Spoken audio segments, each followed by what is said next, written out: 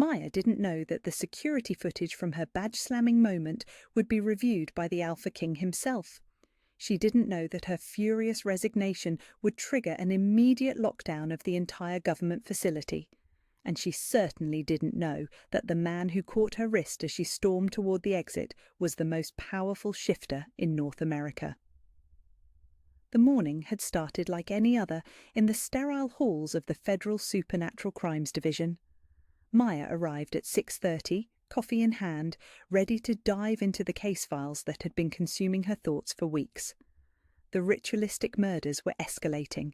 3 couples dead, all human women mated to powerful shifters, all killed during the full moon, with symbols carved into their bodies that spoke of old magic and older hatred.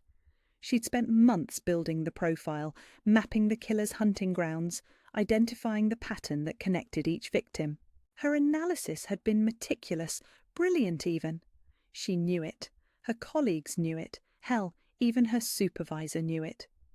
Which was exactly why she wasn't surprised when she walked into the briefing room to find Agent Derek Morrison presenting her work to a room full of federal agents and local law enforcement. Her work, her theories, her breakthrough. The unsub is clearly targeting mixed couples, Morrison was saying, clicking through the slides Maya had prepared the night before. Based on the ritual elements and geographical clustering, we believe he's working from a base of operations within a 50-mile radius of the capital. Maya's blood went cold. Those were her exact words from her report, word for word. She stood frozen in the doorway as Morrison fielded questions about lunar timing and supernatural significance. Questions he stumbled through because he didn't actually understand the research. Her research. "Excuse me," Maya said, stepping into the room. Every head turned toward her. "I think there's been some confusion about the case presentation." Morrison's face flushed red. "Agent Collins, you're not supposed to be here. This is a senior-level briefing." "For my case," she said, her voice steady despite the rage building in her chest. "That's my analysis, my profile, my work." The room fell silent. Maya could feel the uncomfortable shifting of 30 federal agents who suddenly found their shoes very interesting. This wasn't the first time something like this had happened. It wouldn't be the last. "Agent Collins has been assisting with some of the preliminary research," Morrison said dismissively, "but the profile development and strategic analysis is above her clearance level." Above her clearance level. Maya had the same clearance as Morrison. She had more education than Morrison. She'd been solving supernatural crimes since before Morrison knew a werewolf from a vampire. But she was still just assisting. "I see," Maya said quietly. Something in her chest pulled tight, that familiar ache she'd been carrying for 3 years. "In that case, Agent Morrison, perhaps you can explain the significance of the lunar positioning in relation to the ritual scarring patterns." Morrison opened his mouth, closed it, opened it again. That's still under investigation." "Right." Maya nodded once. "Well, when you figure it out, the answer is in my report, page 17, the one with my name on it." She turned on her heel and walked out, leaving behind a room full of stunned silence and one very red-faced agent.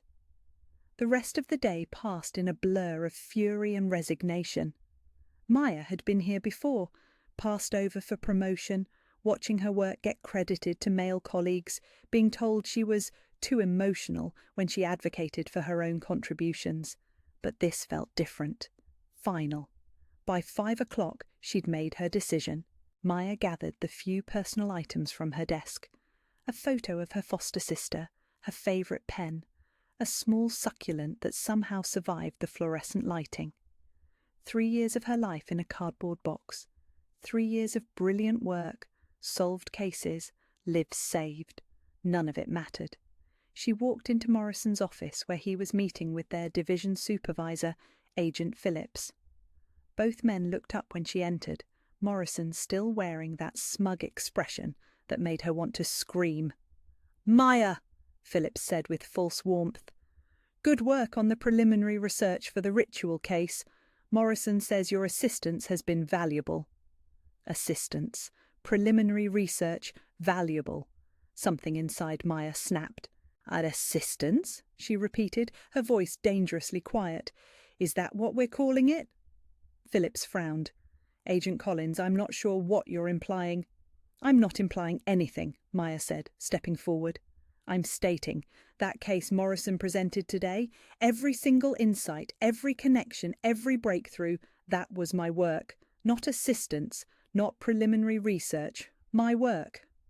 Morrison shifted uncomfortably. Maya, that's not exactly... Shut up, Derek. Maya's voice cut through his protest like a blade. Just shut up. She pulled her federal credentials from her pocket, along with her security badge. The plastic felt warm in her palm, worn smooth from 3 years of daily use. You want to know what's not exactly accurate? Maya continued, her voice rising. What's not exactly accurate is pretending that I'm anything other than your best forensic analyst. What's not exactly accurate is acting like my gender somehow makes my brain smaller. What's not exactly accurate is this entire goddamn system that takes brilliant women and turns them into footnotes in some mediocre man's career. The words poured out of her like a dam bursting, 3 years of swallowed pride and professional humiliation finally finding their voice. I'm done, she said, slamming her badge down on Morrison's desk hard enough to make his coffee mug jump. I quit. The badge spun once on the fake wood surface before settling with a soft plastic click. Maya stared at it for a moment, this small piece of metal and plastic that had defined her identity for so long. Maya, let's just calm down, Phillips said, standing up with his hands raised like she was a spooked animal. You're upset, and rightfully so, but resignation is a big decision. I'm not upset, Maya said, turning toward the door. I'm free. She made it exactly 3 steps before a hand closed gently around her wrist. The touch sent electricity shooting up her arm, a warmth that spread through her chest like liquid fire. Maya gasped, spinning around to find herself face to face with a man she didn't recognize. Tall, broad-shouldered, wearing an expensive suit that somehow made every other man in the building look underdressed. His eyes were the colour of storm clouds, grey and silver and impossibly deep. But it wasn't his appearance that made her breath catch. It was the way everyone else in the room had gone dead silent. The way Phillips had actually taken a step back. The way Morrison looked like he was about to be sick. You're not going anywhere, the stranger said, his voice low and controlled, carrying an authority that made Maya's knees weak. She tried to pull her wrist free, but his grip was firm, not painful, but unbreakable, and the warmth of his skin against hers was doing things to her nervous system that she didn't understand. I'm sorry, Maya said, finding her voice. Do I know you? The man's mouth curved into something that wasn't quite a smile. Behind him, Maya could see other figures in the doorway, more men in expensive suits, all standing with the kind of stillness that suggested they were anything but human. Your Majesty, Philip stammered, and Maya's world tilted sideways. Your Majesty. Maya's eyes snapped back to the man holding her wrist, taking in the perfectly tailored suit, the natural authority, the way he carried himself like he owned everything he looked at, including her. You're, she breathed. Adrian Blackwood, he said simply. Alpha King of the Northern Territories, and you, Agent Collins, are not quitting today. The silence stretched between them like a taut wire, charged with something Maya couldn't name. Adrian Blackwood, the Alpha King, the most powerful shifter in North America, was standing in her supervisor's cramped office, holding her wrist like she was something precious that might break. Maya's mind raced, trying to process what was happening. She'd seen pictures of the Alpha King in the news, of course, but they hadn't captured the sheer presence of him, the way he seemed to fill the entire room just by existing, the way his touch sent warmth spiralling through her body like she was waking up from a long, cold sleep. Your Majesty, Philip stammered again, practically vibrating with nervous energy. We had no idea you were visiting today. If we'd known, we would have... You would have what? Adrian asked, his voice carrying a dangerous edge. His eyes never left Maya's face. Prepared a better performance? hidden the evidence of how you treat your most valuable analysts. Maya blinked. Most valuable. He'd called her most valuable. Morrison cleared his throat, his face now an alarming shade of red. "Sir, there seems to be some confusion. Agent Collins was just resigning because you stole her work," Adrian said, finally turning his attention to Morrison. The temperature in the room seemed to drop 10 degrees. "The ritual murder case that was presented this morning, every insight, every breakthrough, every piece of analysis that's brought you closer to catching this killer, that was her work, wasn't it?" Morrison's mouth opened and closed like a fish. It was a collaborative effort." "Don't." The word cracked like a whip. Adrian released Maya's wrist and stepped toward Morrison, moving with the fluid grace of a predator.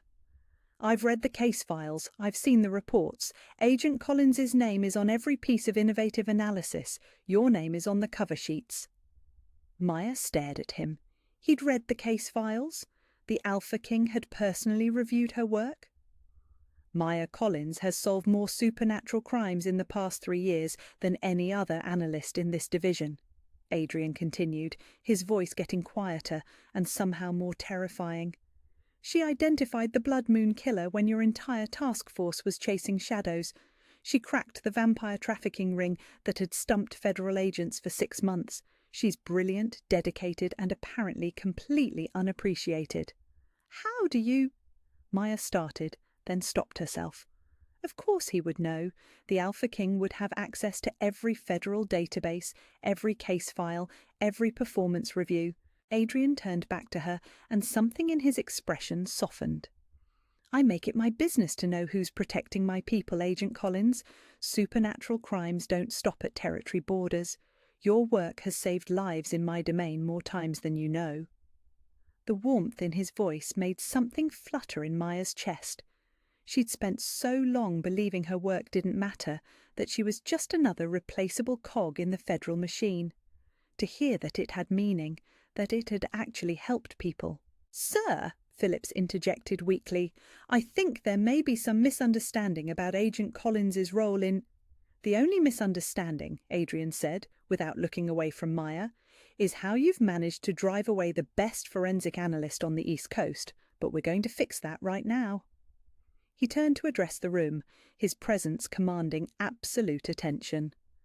"Agent Morrison, you're reassigned to paperwork review, effective immediately.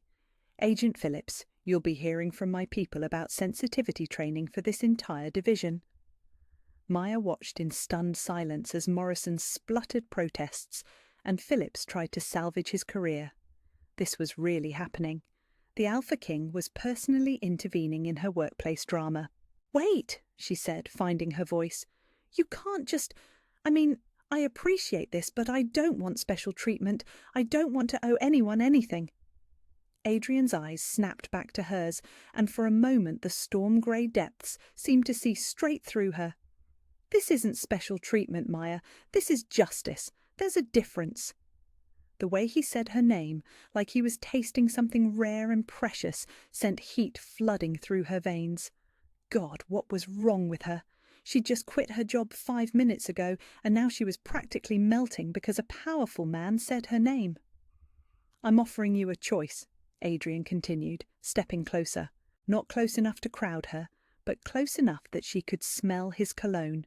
Something expensive and masculine that made her want to step closer instead of backing away. Take the promotion you should have had 2 years ago, head of the Supernatural Crimes Division, full authority over case assignments and personnel decisions, or walk away and I'll personally ensure you get a position anywhere else you want to work. Maya stared at him. Head of the division. "You've been doing the job already," he said simply. "You might as well get the title and the salary that goes with it." Her head spun. This morning she'd been invisible. Now the Alpha King was offering her everything she'd ever wanted professionally. It felt too good to be true. It felt dangerous. "Why?" she asked. "Why do you care what happens to one federal analyst?" Something flickered across Adrian's face, too quick for her to read. Because talent like yours shouldn't be wasted. Because the supernatural community needs protectors who actually understand what they're fighting. And because... He paused, seeming to weigh his words. Because every instinct I have is telling me you're important, Maya Collins. More important than you know. The words hit her like a physical force. Important. When had anyone ever called her important? I need to think, Maya said, hating how breathless she sounded. It's a lot to process. Adrian nodded, reaching into his jacket to pull out a business card. When he handed it to her, their fingers brushed, sending another jolt of that impossible warmth up her arm.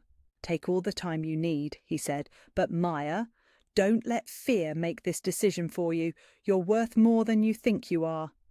He turned to leave, his security detail falling into step behind him. At the doorway, he paused and looked back. The ritual killer, he said. You're close to something, aren't you? Something that has you worried. Maya blinked. How could he possibly know that? Yes, the pattern is escalating. I think he's going to target someone specific next. Someone connected to supernatural leadership. Adrian's expression grew serious. Then you'll want to catch him before he does. Head of the division has access to resources you've never had, Maya. Federal task forces, international databases, surveillance capabilities that could crack this case wide open. He was right, and they both knew it. As a regular analyst, she could build profiles and make recommendations. As division head, she could actually hunt the killer down. I'll have an answer for you by tomorrow, Maya said. Good. Adrian smiled, and the expression transformed his entire face. I'll be waiting to hear from you, Agent Collins. After he left, the office fell into stunned silence. Maya looked down at the business card in her hand. Heavy paper, elegant lettering, with a phone number that probably connected directly to the Alpha King himself. Morrison had slumped into his chair like a deflated balloon. Phillips was staring at the door like he expected Adrian to come back and fire him too. Well, Maya said, picking up her badge from Morrison's desk. I guess I'm not quitting today after all. She walked out of the office with her head high, acutely aware of the stares following her down the hallway. By tomorrow, everyone in the building would know that the Alpha King had personally intervened to save her job. The thought should have embarrassed her. Instead, it made her feel powerful, important, worth fighting for.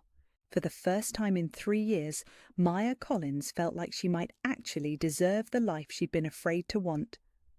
Maya stared at her reflection in the ladies' room mirror, trying to process everything that had happened in the span of 24 hours.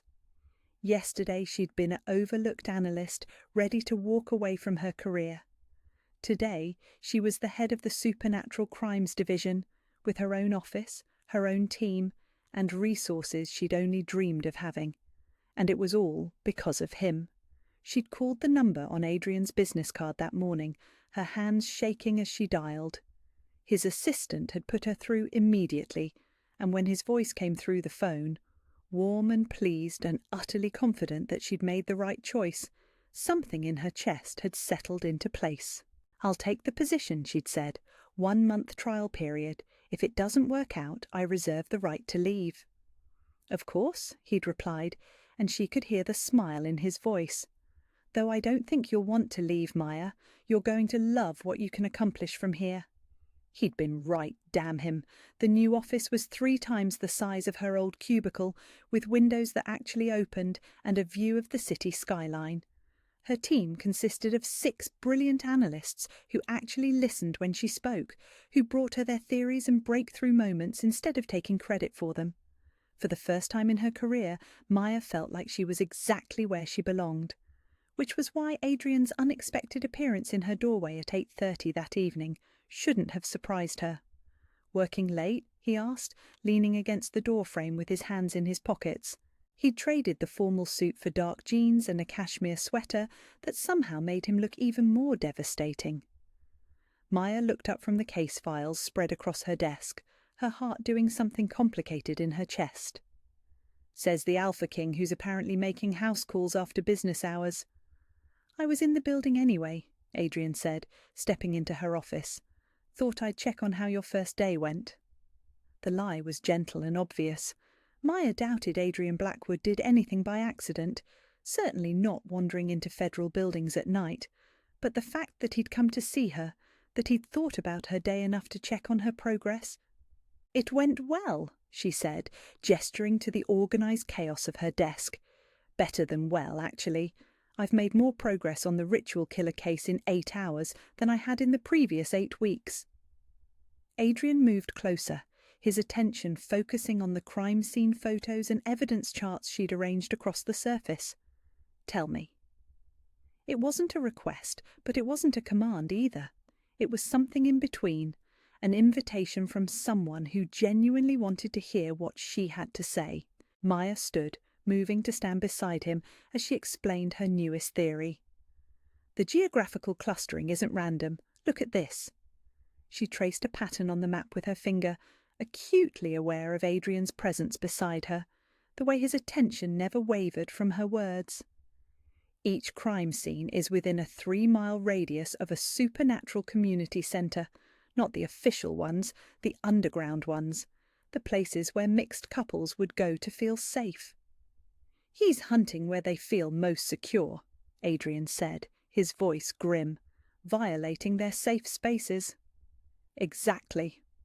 Maya felt a thrill of vindication at his immediate understanding. Morrison would have needed 20 minutes and a PowerPoint presentation to grasp what Adrian had gotten instantly. "But here's the thing that's been bothering me. The ritual scarring isn't just symbolic. It's functional. These aren't random acts of violence. He's performing actual magic." Adrian went very still beside her. "What kind of magic?" "That's what I can't figure out." Maya pulled up another set of photos, her frustration bleeding into her voice. "The symbols are old, older than anything in our federal databases, but they're not just ceremonial. There's power in them, real power, and with each murder, the patterns are getting more complex." "More complex how?" Maya traced the scarring pattern from the most recent victim. "The first couple, the symbols were simple, basic binding and severing spells, but this one—" She pointed to an intricate design carved into the victim's shoulder. "This is advanced necromantic work, and if my theory is right, he's not just killing these people, he's stealing something from them." "Their bond," Adrian said quietly. "He's stealing their mate bond." Maya's head snapped up to stare at him. "How did you—" "Because that's exactly what someone would need to do if they wanted to artificially create a bond with a specific target," Adrian said, his expression darker than she'd ever seen it. "The question is, who is he trying to bond with?" The implications hit Maya like a physical blow. Someone was murdering mated couples to harvest their supernatural connection, planning to use that stolen power to force a bond with an unwilling victim. The level of violation, the sheer evil of it, made her stomach turn. "We need to find him," she said, her voice fierce with determination, "before he completes whatever ritual he's building toward." "We?"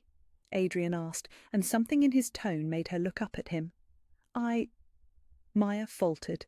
She'd said "we" without thinking, automatically including him in her investigation. "I mean, the division, my team." "No," Adrian said softly, stepping closer. "You meant we, you and me." The space between them seemed to shrink, charged with an energy that had nothing to do with supernatural crimes and everything to do with the way Adrian was looking at her, like she was fascinating, like she was precious, like she was his. "Adrian," Maya whispered, not sure if it was a warning or a plea. "I know," he said, reaching up to touch her face with gentle fingers. "I know this is complicated. I know you're scared of trusting me, of depending on anyone. I know you think this is too good to be true." His thumb traced along her cheekbone, and Maya felt herself leaning into the touch before she could stop herself. "But Maya," Adrian continued, his voice rough with emotion, "you have to know that what's happening between us isn't about power or position or anything else. It's just you. It's been you since the moment I saw you slam that badge down and walk away from everything that was hurting you." "You don't know me," Maya said, but the words came out breathless instead of convincing. "I know you're brilliant," Adrian said, stepping even closer. "I know you're brave. I know you care more about protecting people than protecting yourself. I know you've been hurt by people who should have valued you, and I know you're terrified that I'm going to do the same thing." Each word hit her like a revelation, like he was seeing straight through every wall she'd built around her heart. "I know," Adrian said, so close now that she could feel his breath against her lips, "that you feel this too, this pull between us, this sense that we're supposed to be something together." Maya's breath caught, because he was right. From the moment he touched her wrist, she'd felt connected to him in a way that didn't make logical sense, like she'd been waiting her whole life for him to find her. "What if you change your mind?" she whispered. "What if you decide I'm not worth the trouble?" "Maya." Adrian's other hand came up to frame her face, his touch infinitely gentle. "I've been looking for you my entire life. Now that I've found you, do you really think anything could make me let you go?" The sincerity in his voice, the absolute certainty, made something crack open in Maya's chest. For just a moment, she let herself imagine what it would be like to trust him completely. To believe that someone as powerful and important as Adrian Blackwood could really want someone like her. "I'm scared," she admitted. "I know," Adrian said, "but Maya, I'm not going anywhere. However long you need to trust me, however slowly you need to take this, I'll wait. I'll be right here, proving to you every day that you're worth everything to me." The promise in his words, the patient devotion, nearly broke her resolve. Maya found herself rising on her toes, drawn to him like a magnet, ready to close the distance between them and see what it felt like to be kissed by someone who looked at her like she hung the moon. The moment stretched between them, suspended and perfect and terrifying. Then Maya's phone rang. The shrill sound cut through the tension like a blade, and Maya jerked back, her cheeks burning as reality crashed back around them. She fumbled for the phone, grateful for the interruption, even as part of her wanted to throw the damn thing across the room. "Collins," she answered, her voice only slightly unsteady. "Boss, we've got another one," came the voice of her lead analyst. "Same pattern, same ritual scarring, but this time there's something different, something you're going to want to see." Maya closed her eyes, the weight of responsibility settling back on her shoulders. People were dying. A killer was escalating. She couldn't afford to be distracted by personal feelings, no matter how earth-shaking they might be. "I'm on my way," she said, ending the call. When she looked up, Adrian was watching her with an expression of understanding and resignation. "Duty calls," he said. "I'm sorry," Maya said, meaning it. "The case is more important than this conversation," Adrian finished. "I know. It's one of the things I admire about you, Maya. Your sense of responsibility." He moved toward the door, then paused and looked back at her. "For what it's worth," he said. "I meant every word. I'll be here when you're ready." After he left, Maya stood alone in her office, touching her cheek where his hand had been. The warmth of his touch lingered on her skin, a reminder of how close she'd come to letting herself fall completely. Maybe, she thought as she gathered her case files, falling wouldn't be such a terrible thing. Not if Adrian Blackwood was there to catch her. The crime scene was worse than Maya had expected. Standing in the moonlit clearing where the fourth couple had been found, she felt the familiar chill that came with witnessing pure evil. But this time, the horror was personal. "The symbols," she said to her lead analyst, Tom, who was photographing the ritual scarring. "They're different this time." "Different how?" Tom asked, adjusting his camera angle. Maya knelt beside the victims, her trained eye cataloguing every detail. The couple had been posed like the others, hands reaching for each other but not quite touching, their faces turned skyward as if pleading with the heavens. But the carved symbols covering their bodies were far more complex than anything she'd seen before. He's not just harvesting their bond anymore, Maya said, her voice tight with growing dread. He's targeting someone specific. Look at this. She pointed to a series of interconnected symbols carved deep into the female victim's forearm. The pattern was intricate, purposeful, and absolutely terrifying once she understood what she was looking at. "It's a locator spell," she breathed. "He's using their combined life force to track his intended target." Tom lowered his camera, his face pale in the crime scene lighting. "Track who?" Before Maya could answer, her phone buzzed with a text message.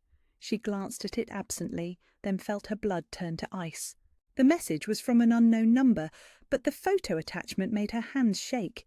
It was surveillance footage of her leaving the federal building, time-stamped just 2 hours ago. Below it, a single line of text. "Found you, little analyst. Soon." "Boss?" Tom's voice seemed to come from very far away. "You okay? You look like you've seen a ghost." Maya forced herself to breathe, to think like the professional she was, instead of the terrified woman she felt like. "Tom, I need you to call this in to Federal Protective Services. Full detail, immediate response." "What's going on?" "I think I'm the target," Maya said, surprised by how steady her voice sounded. "The killer isn't randomly hunting mixed couples.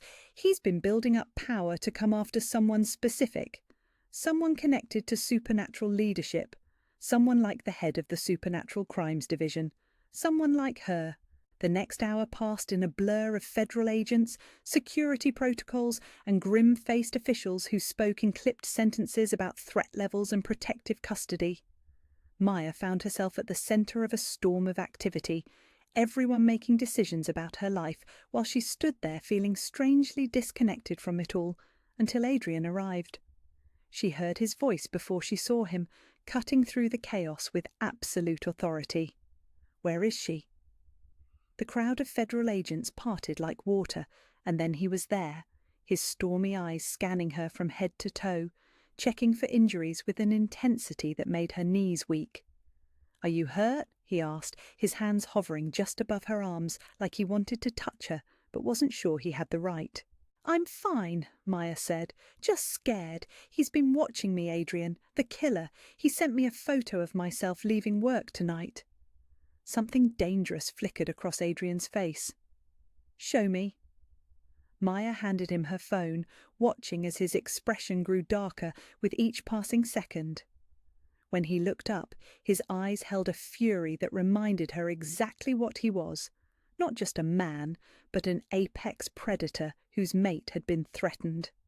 "You're coming with me," he said, his voice brooking no argument. "Now." "Adrian, the federal agents have protocols." "I don't give a damn about their protocols," Adrian said, turning to address the lead federal agent. "Agent Martinez, I'm assuming protective custody of Agent Collins under Treaty Section 15. She'll be safer in my territory than anywhere your people can put her." Agent Martinez, a grizzled veteran who looked like he'd seen everything, nodded grimly. "Understood, Your Majesty. We'll coordinate with your security team on the investigation." "Wait," Maya said, panic flaring in her chest. "I can't just disappear. I have a job, responsibilities, the case." "Will be handled by your team while you're in protective custody," Adrian said, his tone gentling as he turned back to her. "Maya, this killer has been planning this for months. He's murdered 8 people to build up enough power to come after you specifically. You're not safe anywhere public." The reality of it hit her like a physical blow. She'd spent her career hunting monsters, but she'd always been the hunter, never the prey. Now she was the target of someone who had proven he was willing to kill anyone who got in his way. "How long?" she asked quietly. "However long it takes," Adrian said, "until we catch him, until you're safe." Maya looked around at the crime scene, at the federal agents, at the evidence of what the killer was capable of. Every logical part of her brain knew Adrian was right, but accepting his protection meant putting herself completely in his hands, trusting him with her life in a way that terrified her more than any serial killer. "Okay," she said finally, "but I want updates on the case. daily briefings. I'm not going to hide in some safe house while my team handles my investigation. You'll work the case from my compound, Adrian said. Secure communications, full access to federal databases, and the best supernatural forensics team on the continent. You'll be more effective there than you could be anywhere else. Of course he'd anticipated her objections. Of course he'd already figured out how to make protective custody sound like a promotion instead of a prison. Fine, Maya said, but I drive myself. I'm not being escorted like some helpless princess.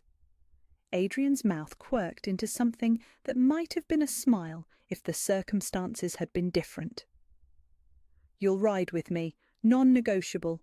Your car will be delivered to the compound tomorrow. The drive to Adrian's territory took 45 minutes through winding mountain roads that Maya had never travelled before. They sat in companionable silence for most of the journey, the weight of everything that had happened settling between them like a living thing. You're scared, Adrian said, as they turned through massive iron gates that looked like they belonged to a medieval castle. Terrified, Maya admitted.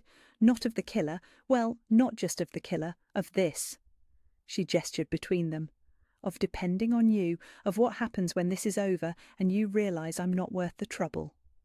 Adrian pulled the car to a stop in front of a sprawling mansion that somehow managed to look both imposing and welcoming. He turned to face her, his expression serious. Maya, he said. 3 years ago, I inherited a throne I never wanted and responsibilities that keep me awake at night. I've spent every day since then doing my duty, protecting my people, making decisions that affect thousands of lives, and through all of it I've been waiting. Waiting for what? For someone who would look at me and see Adrian, not just the Alpha King. Someone who would challenge me, match me, make me want to be better than I am. His hand reached across the console to cover hers. Someone like you. The sincerity in his voice, the vulnerability he was showing her, made something crack open in Maya's chest. What if I disappoint you? She whispered. Impossible, Adrian said simply. You're everything I've been looking for, Maya Collins. Everything I didn't dare hope I'd find. Before she could respond, he was out of the car and coming around to open her door, offering his hand to help her out. The gesture was old-fashioned and courtly, and it made her feel precious in a way she'd never experienced before. Come on, Adrian said, leading her toward the front door. Let me show you your new home. Home. The word sent a flutter of something dangerous through Maya's chest. She'd never had a real home, just a series of apartments and temporary spaces that served their purpose. But as Adrian opened the door to reveal warm lighting and comfortable furniture, and the scent of something delicious cooking in the kitchen, Maya felt something inside her recognize this place. Recognize him?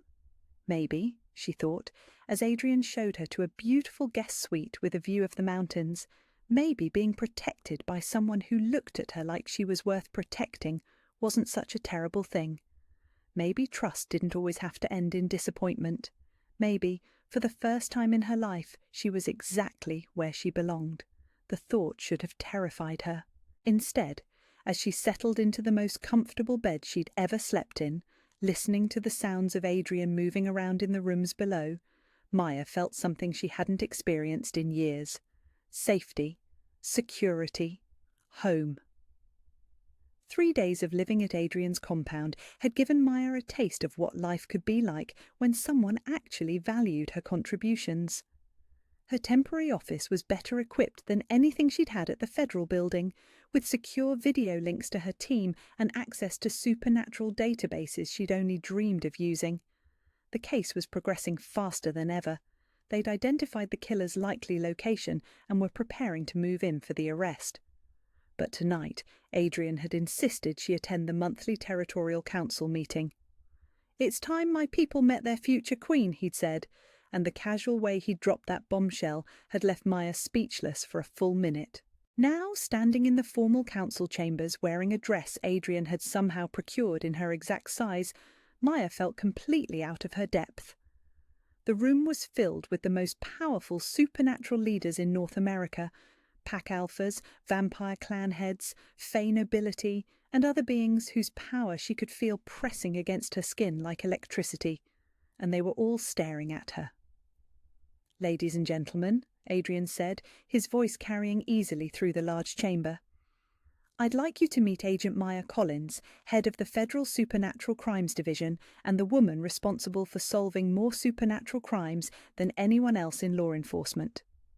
Polite applause filled the room, but Maya could feel the undercurrents of skepticism and curiosity. She was human, unremarkable, completely ordinary compared to the beings surrounding her. What was the Alpha King doing with someone like her? The formal presentations went smoothly enough. Maya answered questions about federal policy and supernatural crime trends, her professional confidence carrying her through the political discussions.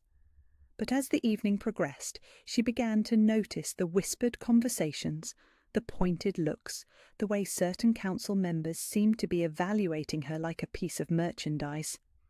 It was Councilwoman Vera Ashwood, a perfectly preserved vampire with centuries of political experience, who finally voiced what everyone was thinking. "Agent Collins," Vera said, her voice carrying the particular brand of condescension that came with immortality, "your professional achievements are certainly impressive for a human, but surely you understand the concerns some of us have about your relationship with His Majesty." The room went deadly quiet.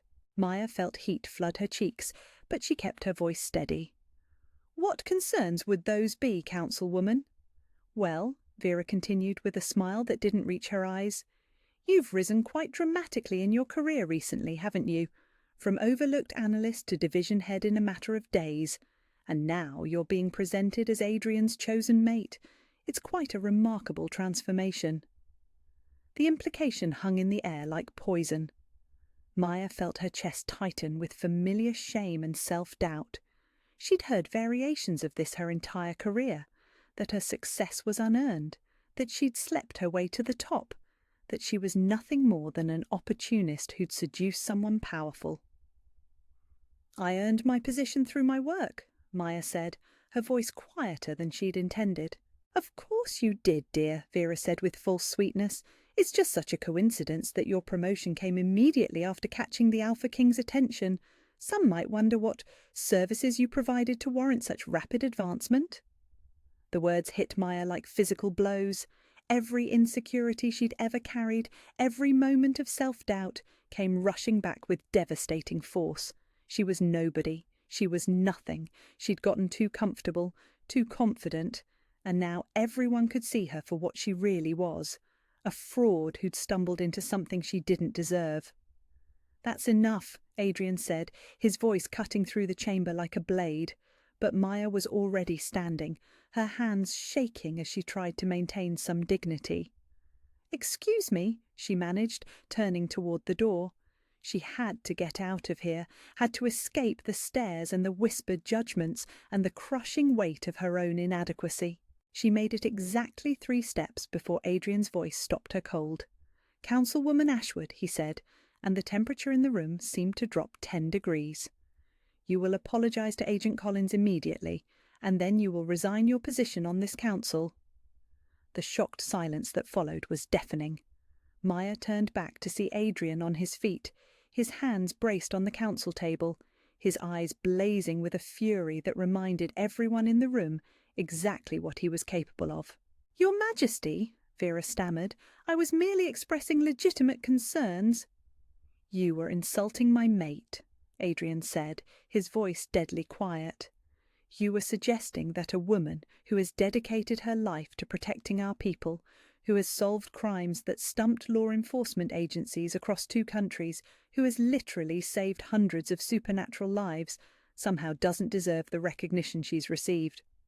He moved around the table toward Maya, his presence commanding absolute attention from every person in the room.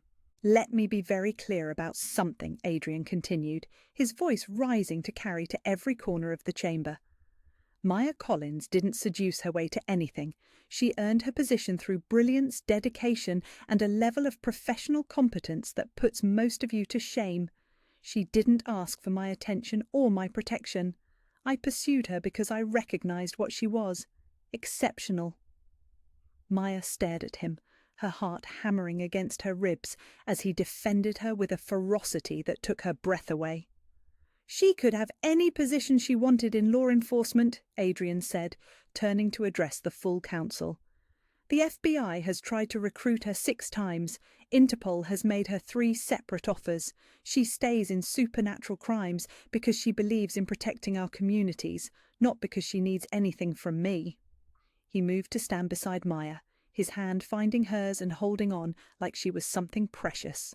"And as for her worthiness to stand beside me," Adrian said, his voice carrying a note of absolute certainty, "let me make something very clear. Maya Collins is the most remarkable woman I've ever met. She's brilliant, brave, compassionate, and completely irreplaceable. I'm not doing her any favours by choosing her. She's doing me the honour of considering me worthy of her time." The declaration hit Maya like a physical force. This powerful, incredible man, the Alpha King of the Northern Territories, someone who could have literally anyone he wanted, was publicly stating that she was the one doing him a favour, that he considered himself lucky to have her attention. "Your Majesty," came a voice from the back of the room. Alpha Jonathan Gray, one of the most respected pack leaders on the continent, rose to his feet. "I think I speak for most of the council when I say that we've seen Agent Collins's work firsthand. The vampire trafficking ring she broke up last year saved 3 of my pack members. If you've chosen her as your mate, then we support that choice completely." A chorus of agreement rose from around the room, other council members standing to voice their support. Maya watched in amazement as the same people who'd been staring at her with skepticism just minutes before now spoke of her achievements with genuine respect. Vera Ashwood, meanwhile, had gone pale as marble. "Your Majesty, I didn't mean—" "You meant exactly what you said," Adrian cut her off. "And now you'll live with the consequences. You have 24 hours to submit your resignation." As the council meeting dissolved into smaller conversations and formal goodbyes, Maya found herself standing in the centre of it all, still trying to process what had just happened. Adrian had defended her.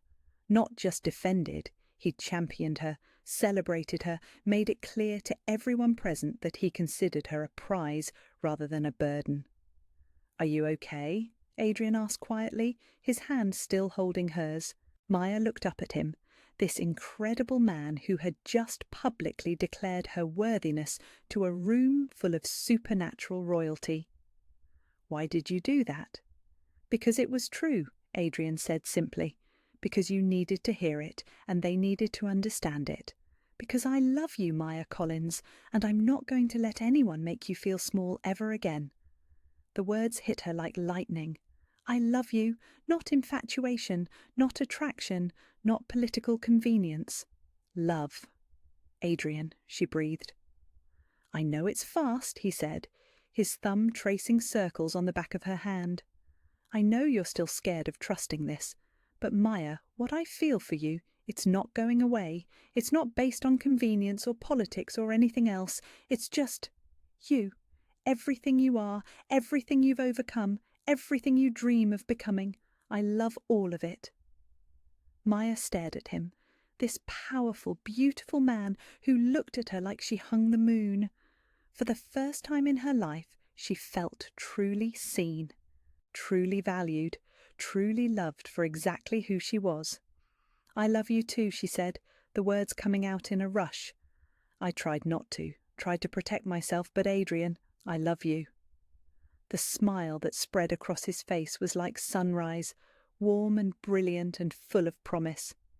He cupped her face in his hands, his thumbs brushing away tears. She didn't realize she'd been crying. "Maya," he said softly. "Yes?" "Will you marry me?" The question hung between them, simple and perfect, and absolutely terrifying. Maya thought about everything that had brought them to this moment. Her resignation, his intervention, the case that had thrown them together, the killer who had forced her to trust him with her life. She thought about the way he'd defended her tonight, the way he looked at her like she was everything he'd ever wanted. She thought about the life they could build together, the work they could do, the love they could share. Yes, she said, laughing through her tears. Yes, Adrian, yes to all of it. When he kissed her, the council chamber erupted in cheers and applause. But Maya barely heard it. She was too busy falling completely, irrevocably in love with the man who had seen her worth when she couldn't see it herself. The man who had made her believe she deserved everything she'd been afraid to want. 3 months later, Maya stood in her newly renovated office at the Federal Supernatural Crimes Division, reviewing case files with a satisfaction she'd never thought possible. The ritual killer had been captured 2 weeks after the council meeting, brought down by the combined efforts of her team and Adrian's security forces. The trafficking ring they'd uncovered during the investigation had led to 17 additional arrests and the rescue of dozens of victims. But more than the professional victories, it was the personal transformation that amazed her. The woman who had slammed her badge down in fury and defeat was gone, replaced by someone who knew her own worth and wasn't afraid to claim it. "Boss," Tom called from the doorway, holding up a tablet. "The forensic analysis on the Portland case just came through. Your theory about the blood magic signature was dead on." "Send it to Detective Morrison," Maya said, then caught herself. "Wait, I mean Detective Rodriguez. Morrison's not with Portland PD anymore." Tom grinned. "Still can't believe he ended up working mall security." Maya shrugged. Derek Morrison's career implosion after the Alpha King's intervention had been swift and thorough. Word had spread quickly through law enforcement circles about his habit of stealing credit from subordinates. The last she'd heard, he was doing night shifts at a shopping centre, probably wondering where it all went wrong. The irony wasn't lost on her. 3 months ago, she'd been the overlooked analyst watching her work get stolen. Now she was running the most successful supernatural crimes division in federal history, with a team that actually listened to her ideas and a clearance rate that had improved by 40% since she'd taken over. "Any word on when the king arrives?" Tom asked. Maya glanced at her watch. Adrian was supposed to meet her here at 7, but territorial business had kept him in meetings all day. They'd planned to grab dinner at their favourite quiet restaurant before heading back to the compound for a rare evening off. "He should be here soon," Maya said. "You can head home, Tom. The rest of the team cleared out an hour ago." After Tom left, Maya settled back into her chair with a cup of coffee and the final case report of the week. The office was quiet, peaceful in a way that reminded her of those late nights she'd spent here with Adrian, working through evidence and building theories together. Some of her best memories had been made in this room, moments of connection and discovery that had nothing to do with supernatural crimes and everything to do with falling in love.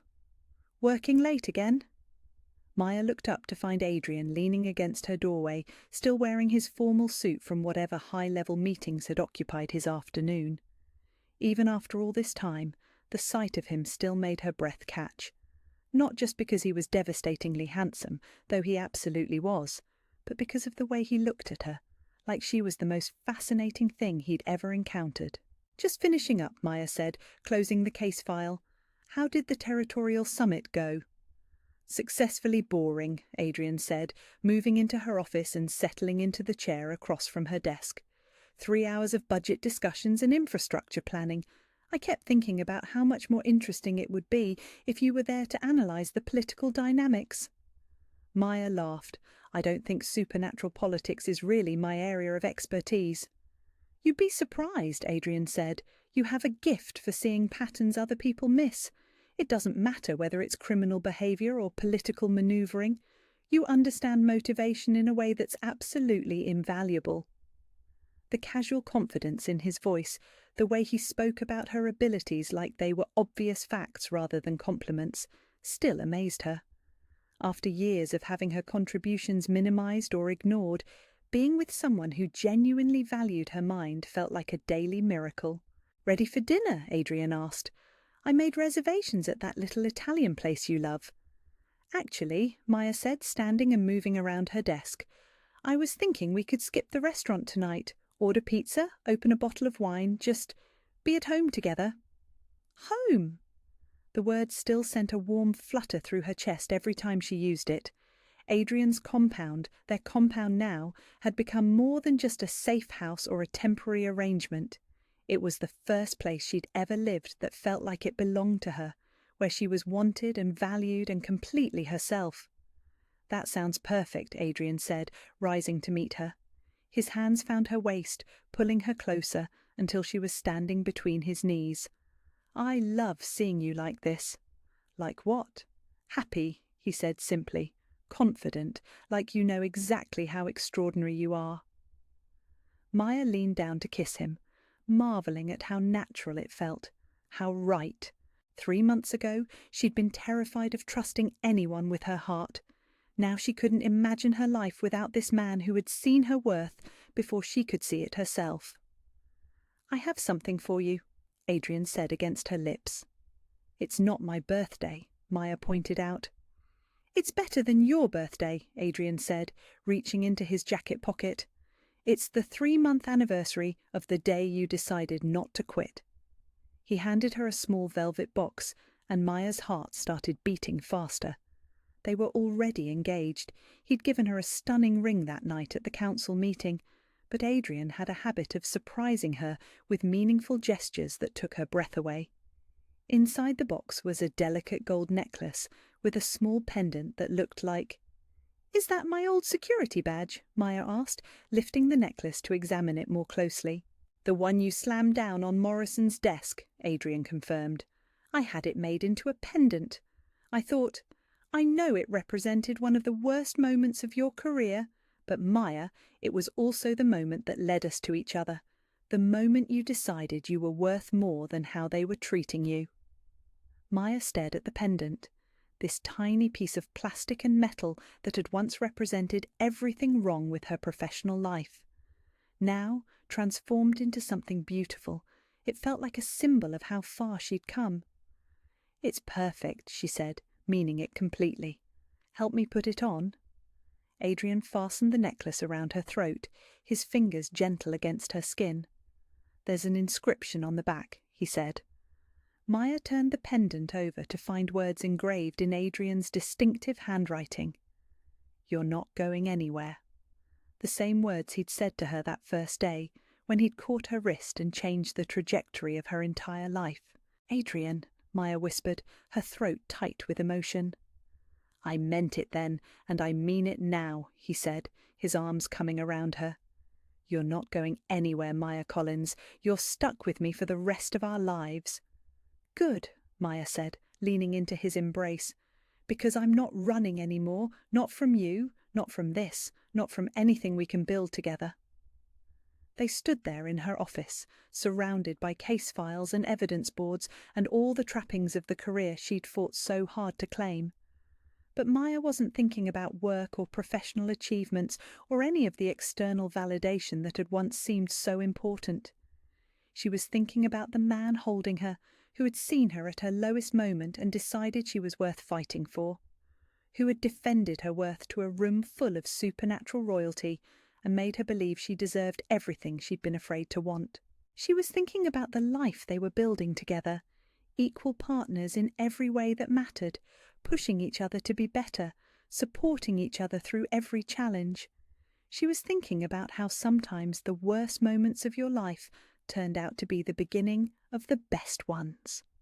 "Come on," Adrian said, pressing a kiss to the top of her head. "Let's go home." Home. With him. Forever. Maya Collins, former overlooked federal analyst, current head of the Supernatural Crimes Division, and future Queen of the Northern Territories, had never heard anything more perfect in her entire life. As they left her office together, Maya's fingers traced the small pendant at her throat, a reminder of where she'd come from and proof of how far she'd travelled. She'd started this journey believing she was nobody special, someone easily overlooked and forgotten. Now she knew the truth. She'd always been extraordinary. She just needed someone who could see it clearly enough to help her recognise it in herself, and she was never letting that someone go.